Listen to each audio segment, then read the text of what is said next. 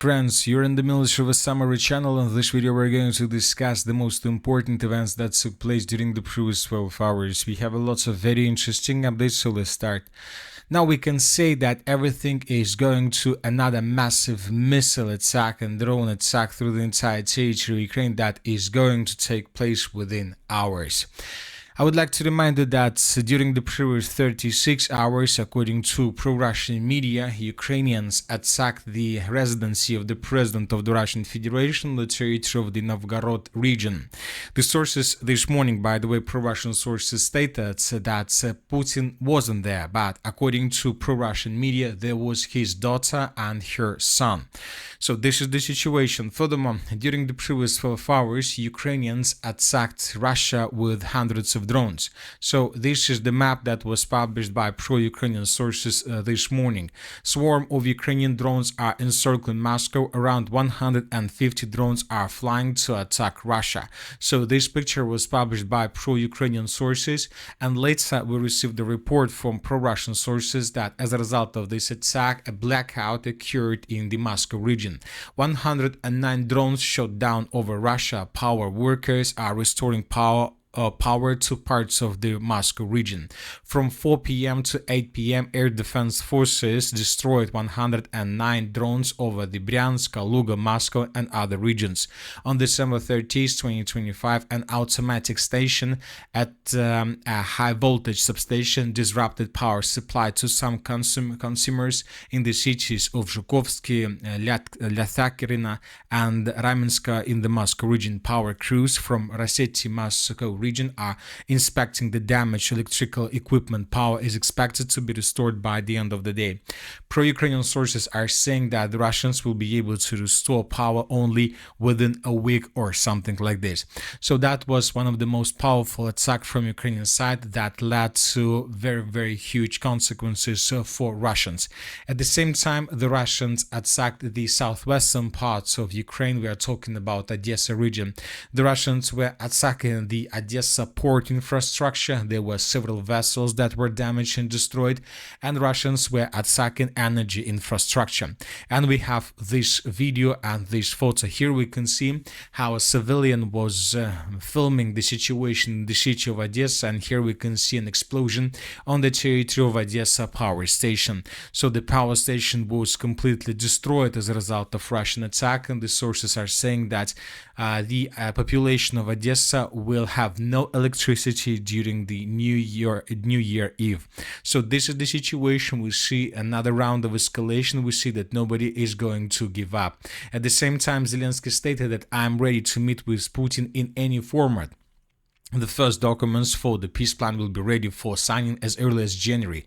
Trump intends to increase the average salary in Ukraine by 3 times. That was stated by Zelensky. So Zelensky is ready to meet with Putin and to sign documents, but the Russians are ready to carry out another massive missile and drone attack through the entire territory of Ukraine, which most likely will take place between 31st of December and the 2nd of January.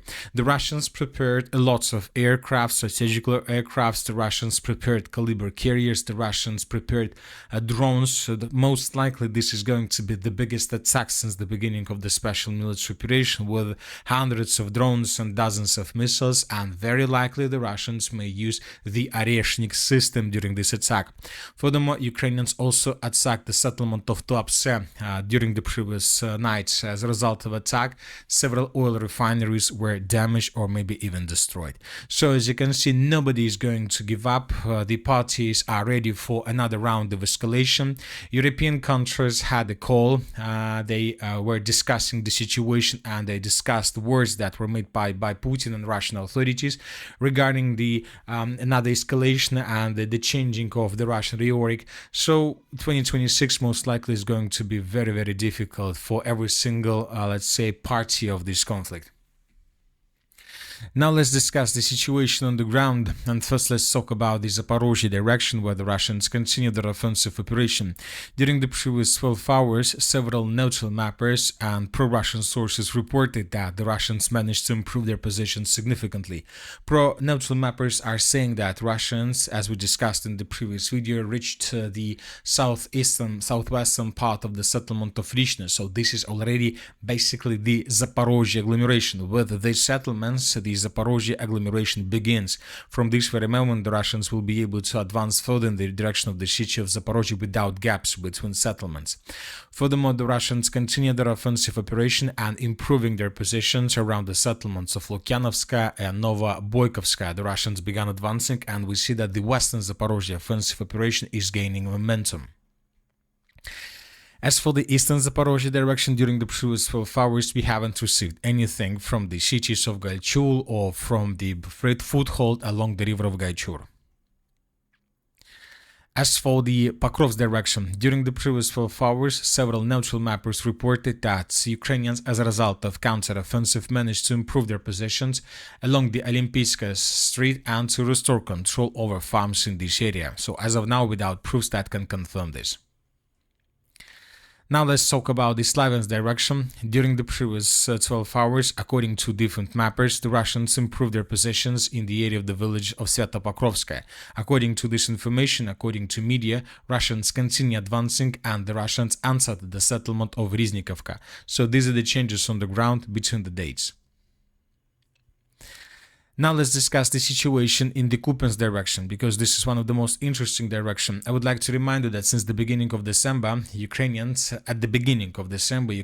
began their counter-offensive operation, their greatest Kupiansk counter-offensive operation, and as a result of that counter-offensive operation, the Ukrainians managed to improve their position significantly, according to different mappers, according to different experts, and the most important, according to geolocations.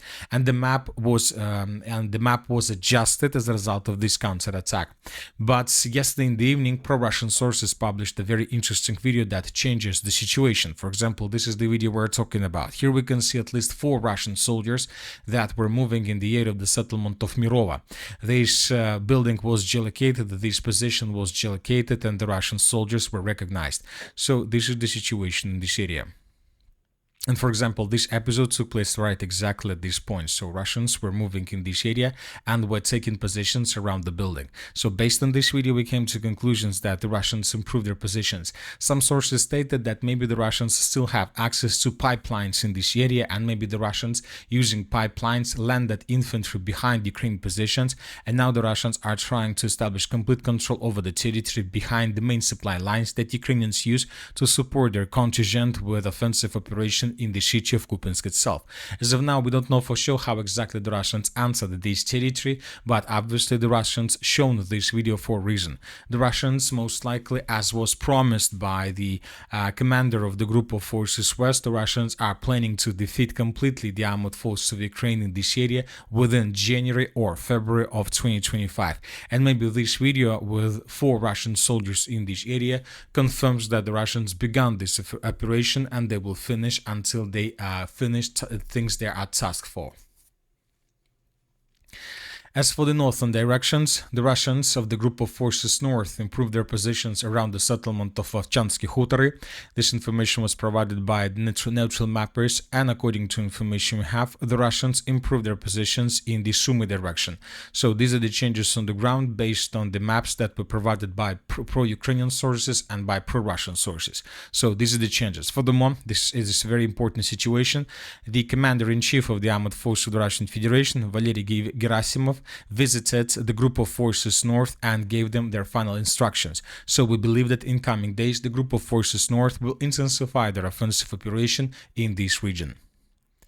And that's it for the short video. Military Summary channel reminds that we condemn any violence in the world. Thank you for your watching, subscribe to my channel, put your likes, join my Patreon, and have a good day. Bye bye.